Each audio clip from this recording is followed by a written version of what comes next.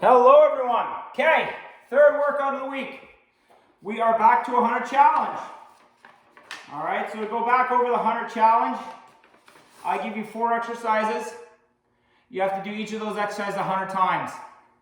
All right, there's really no rules to it. The only rule is that at a minimum, you have to do 10 reps of the exercise you choose before you can move on to another exercise.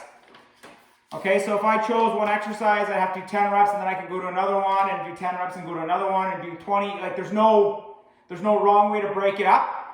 The big thing is minimum 10 reps when you choose that exercise. Okay, obviously be smart about it. Like if I have an upper body exercise, you know, like probably you wouldn't want to go,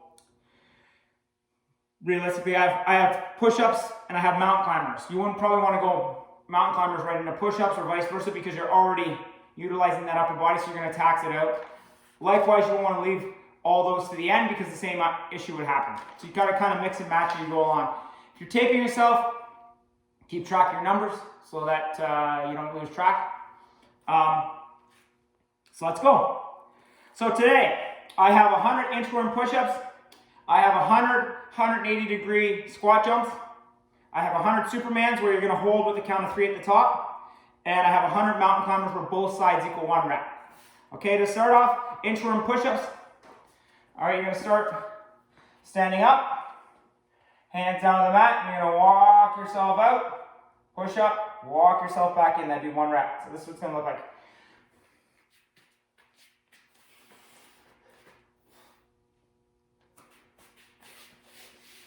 Okay, that'd be 1 rep.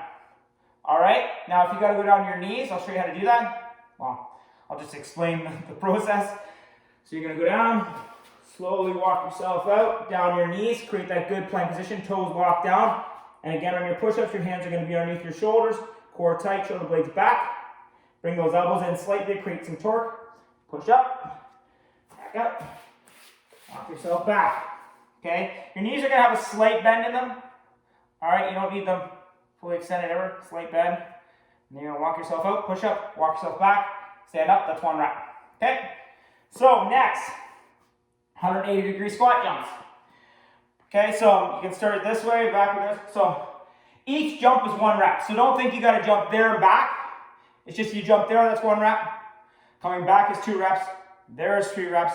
Coming back is 4 reps. So every time you do a 180 squat jump, that's 1 rep. All right? So this is what it's gonna look like. Cushion, right. So you can see here, I start about shoulder width apart, right? Same position I use for my squats all the time, get locked in, core tight, shoulder blades back.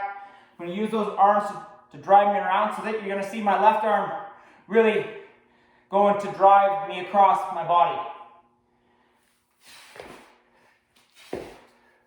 So you can see there, and I cushion that landing. All right, so as I said, this would be 1 rep. 1 rep. 2 reps, okay? So again, I want to make sure you know you don't have to go there and back. 180 is 1 rep. If you are unable to do 180, you can do a 90, okay? And the same thing applies. Cushion, drive, catch. That's 1. Cushion, drive, catch. That's 2. So instead of doing 180, you're just going to do 90 degrees. Okay, and again, 1 90 degree jump is 1 rep. Okay? If you are unable to jump at all, what you can do is you can turn to a 90, squat. Turn back, squat. All right? So you have some options there. The ideal is a 180 squat jump. Okay? Next, Supermans. So Supermans with a count of 3 at the top of your hole. So Supermans, you're gonna get out. You're gonna go up. Back, 1, 2, 3, down.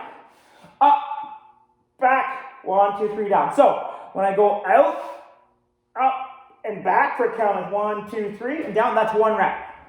Okay? So really get those heels driving up. Upper body driving up. Elbows driving back.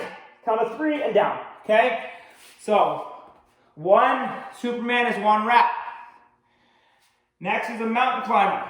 Okay, so mountain climber, get your hands spread out wide, get them underneath your shoulders, pushing mid-hand, core tight, shoulder blades back, drive those elbows in slightly, get into your plank position, knee up is 1, right? So 1, 2, 3. Okay, so both knees. So if I drive my left, then I drive my right, that's 1. 1. Okay, so both sides equal 1 rep. Okay, so one thing I wanted to mention about the squat jumps as well, just because that's our 4 exercises, is make sure you get your knees over your toes. All right, pushing mid-foot on your feet pressure, or your foot pressure, I should say. Big toe, back heel, get them locked in. Knees, drive them out slightly over your toes. So it's going to look like this. So I get my feet locked in, big toe, back heel, drive those knees out slightly, right, to keep them over top of my toes, right, over top of my feet. I don't want them sagging in. Okay, drive them out. And then when I jump across, it's going to give me more pressure because I'm creating torque all the way through the ground up. I don't have any individual pieces, right? So I get locked in, knees slightly driven out, push that big toe, back heel, right? And then when I go to jump, you'll feel you've got that torque because those hips are going to be that hinge that propels you back up. So the more torque I can create, all the parts working together as one, the stronger I'm going to be to drive across on my squat jump. So it's going to look like this. All right, so if I get tight, so even when I land, I get back locking in my big toe, back heel after I cushion my landing. Okay, so that's imperative. It's important that you don't have individual pieces because any weakness on the chain, that is going to be the part that gets injured probably first.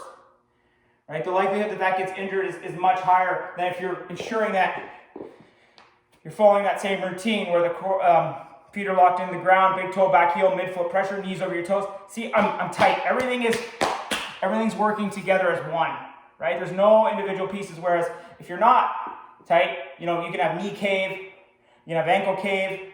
A lot of times that relates back to that lower body all being locked in as one, right? And as you become familiar with that stance, getting feet locked in, big toe, back heel, mid-foot, and then driving the knees out, it'll start to become second nature. Like I can step in and be set pretty quickly now, right? But that's the big thing I want to start teaching everyone is that even on your push-ups, wherever you want to create that full body usage, right? If I'm in a push-up, that's why I'm telling you spread your hands out wide, push mid-hand, drive those elbows in slightly, because when I drive those elbows in slightly, you'll feel all of a sudden now my shoulders are engaged, my biceps are engaged, my triceps are engaged, my chest is engaged, right?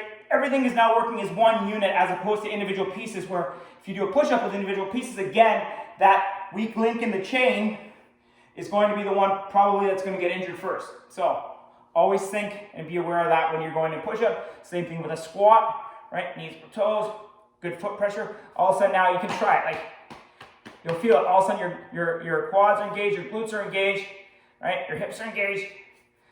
You'll feel that tightness. Okay, so so for 100 challenge, again, I'll go through them.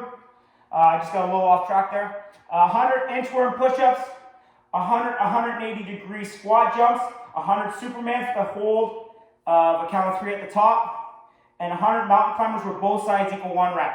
Okay, you have any questions, let me know. Have a good workout.